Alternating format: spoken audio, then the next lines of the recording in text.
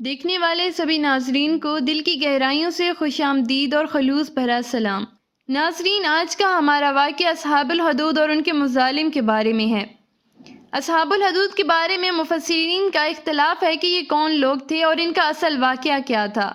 اس اختلاف کے باوجود ہم ایک تفسیر کے حوالے سے ان کا مفصل واقعہ بیان کرنے جا رہے ہیں۔ اسی بارے میں حضرت صہیب رضی اللہ تعالیٰ عنہ سے روایت ہے کہ اگلی امتوں میں ایک بادشاہ تھا جو خدائی کا دعویٰ کرتا تھا اور ایک جادوگر اس کے دربار کا بہت بڑا جادوگر تھا۔ ایک دن جادوگر نے بادشاہ سے کہا کہ میں اب بوڑھا ہو چکا ہوں، لہٰذا تم ایک لڑکی کو میرے پاس بھیج دو تاکہ میں اس کو اپنا جادو سکھا دوں۔ چنانچہ بادشاہ نے ہوشیار لڑکی کو جادوگر کے پاس بھیج دیا۔ لڑکا روزانہ جادوگر کے پاس آنے جانے لگا، لیکن رستے میں ایک ایماندار راہب رہتا تھا۔ لڑکا ایک دن اس راہب کے پاس بیٹھا تو اس کی باتیں لڑکی کو بہت پسند آ گئی۔ چنانچہ لڑکا جادوگر کے پاس آنے جانے میں روزانہ راہب کے پاس بھی بیٹھنے لگا۔ ایک دن لڑکے نے دیکھا کہ ایک بہت ہی بڑا اور خطرناک جانور انسانوں کا رستہ روکے ہوئے ہے۔ لڑکے نے یہ منظر دیکھ کر اپنے دل میں کہا کہ آج یہ ظاہر ہو جائے گا کہ جادوگر افضل ہے یا راہب۔ چنانچہ لڑکے نے ایک پتھر اٹھا کر یہ دعا مانگی، یا اللہ عز و جل، اگر تیرے دربار میں یہ مذہب جادوگر سے زیادہ مقبول اور محبوب ہو تو اس جانور کو اس پتھر سے مقتول فرما دے۔ یہ دعا کر کے لڑکے نے جانور کو اس پتھر سے مار دیا تو یہ بہت بڑا جانور ایک چھوٹے سے پتھر سے قتل ہو کر مر گیا اور لوگوں کا رستہ کھل گیا۔ لڑکے نے راہب سے یہ پورا واقعہ بیان کیا تو راہب نے کہا کہ اے لڑکے، خداوند عز و جل کے دربار میں تیرا مرتبہ بلند ہو گیا ہے، لہٰذا تو ان قریب امتحان میں ڈالا جائے گا، اس لیے کسی کو میرا پتہ نہ بتانا اور امتحان کے وقت صبر کرنا۔ اس کے بعد یہ لڑکا اس قدر صاحب کرامت ہو گیا کہ اس کی دعاؤں سے مادرزاد، اندھے اور کوڑے شفا پانے لگے۔ رفتہ رفتہ بادشاہ کے دربار میں اس کا چرچا ہونے لگا تو بادشاہ کا ایک بہت ہی مقرب ہم نشیں جو اندھا ہو گیا تھا اس لڑکی کے پاس بہت سے ہدیے اور تحائف لے کر حاضر ہوا اور اپنی بصارت کے لیے دعا کا طلبگار ہوا۔ لڑکے نے کہا اگر تو اللہ پر ایمان لائے تو میں تیرے لیے دعا کروں گا۔ چنانچہ وہ ایمان لایا اور لڑکے نے اس کے لیے دعا کر دی۔ فوراً اس کی آنکھیں ٹھیک ہو گئی اور بادشاہ کے دربار میں گیا تو بادشاہ نے پوچھا کہ تمہاری آنکھوں میں بصارت کیسے آ گئی؟ تو مقرب ہم نشین نے کہا کہ میرے رب نے مجھے بصارت عطا فرما دی ہے۔ بادشاہ نے غضبناک ہو کر کہا میرے سوا بھی تمہارا کوئی رب ہے؟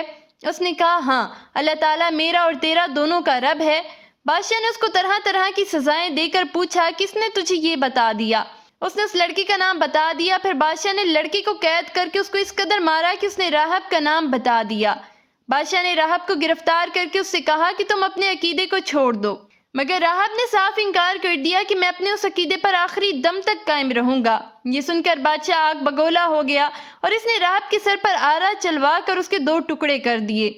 اس کے بعد بادشاہ نے اپنے مقرب ہمنشی کے سر پر بھی آرا چلوا دیا۔ پھر لڑکی کو سپاہیوں کے سپرد کیا اور حکم دیا کہ اس کو پہاڑی کی چوٹی پر چڑھا کر اوپر سے نیچے لٹکا دو۔ لڑکے نے پہاڑی پر چڑھ کر دعا مانگی تو ایک زلزلہ آیا اور بادشاہ کے سپاہی زلزلے کے جھٹکوں سے ہلاک ہو گئے اور لڑکا سلامتی کے ساتھ پھر بادشاہ کے سامنے آ کھڑا ہو گیا۔ بادشاہ نے خیز و غضب بھر کر حکم دیا اس لڑکے کو کشتی میں بٹھا کر سمندر میں لے جاؤ اور سمندر کی گہرائی میں لے جا کر اس کو سمندر میں پھینک دو۔ چنانچہ بادشاہ کے سپاہی اس کو کشتی میں بٹھا کر لے گئے۔ پھر جب لڑکے نے دعا مانگی تو کشتی غرق ہو گئی اور سب سپاہی ہلاک ہو گئے۔ لڑکا صحت و سلامتی کے ساتھ بادشاہ کے سامنے آ کھڑا ہو گیا۔ بادشاہ حیران رہ گیا۔ پھر لڑکے نے بادشاہ سے کہا کہ مجھے اللہ کی طرف سے بتایا گیا ہے کہ مجھ کو شہید صرف ایک ہی صورت میں کیا جا سکتا ہے کہ تم مجھ کو سولی پر لٹکا کر اور پھر یہ پڑھ کر مجھے تیر مارو کہ بسم اللہ ربی غلامی۔ چنانچہ اسی ترکیب سے بادشاہ نے اس لڑکے کو تیر مار کر شہید کر دیا۔ لڑکے کا اپنی شہادت کا طریقہ بتانے میں بھی ایک حکمت تھی۔ لوگ اس بات کو جان کر اللہ پر ایمان لے آئیں گے۔ اس کی شہادت کا منظر دیکھ کر ہزاروں کے مجمع بلند آواز سے اعلان کرنا شروع کر دیا کہ ہم اس لڑکے کے دین پر ایمان لے آئے۔ بادشاہ غصے میں بھوکھلا گیا اور اس نے گڑھا کھدوا کر اس میں آگ جلوائی۔ جب آگ کے شعلے خوب بلند ہو گئے اس نے ایمان والوں کو پکڑ کر اس آگ میں ڈالنا شروع کر دیا۔ دھنتر کے 77 مہمانوں کو اس آگ میں جلا ڈالا۔ آخر میں ایک ایمان والی عورت اپنے بچے کو گود میں لے کر آئی اور جب بادشاہ نے اس کو آگ میں ڈالنے کا ارادہ کیا تو وہ کچھ گھبرا گئی۔ اس کے دودھ پیتے بچے نے کہا اے میری ماں، صبر کر، تو حق پر ہے۔ بچی کی آواز سن کر اس کی ماں کا جذبہ ایمانی بیدار ہو گیا اور وہ مطمئن ہو گئی۔ پھر بادشاہ نے اس مومنہ کو اس کے بچے کے ساتھ آگ میں پھینک دیا۔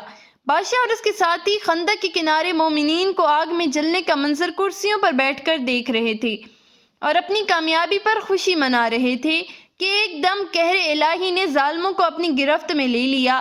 وہ اس طرح کہ خندق کی آگ کے شعلے اس قدر بھڑک کر بلند ہو گئے کہ بادشاہ اور اس کے ساتھیوں کو آگ نے اپنی لپیٹ میں لے لیا اور سب کے سب لمحے بھر میں جل کر راکھ کا ڈھیر ہو گئے، اور باقی تمام دوسرے مومنین کو اللہ تعالیٰ نے کافر اور ظالم بادشاہ کی شر سے بچا لیا۔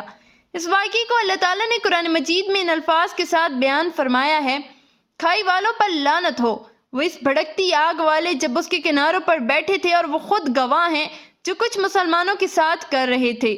اس واقعے سے یہ ہدایت کا سبق ملتا ہے کہ عموماً خدا کی طرف سے امتحان ہوا کرتا ہے، اور بوقت امتحان اور مومنوں کا بلاؤں اور مصیبتوں پر صابر اور شاکر رہنا ہی اس امتحان کی کامیابی ہے۔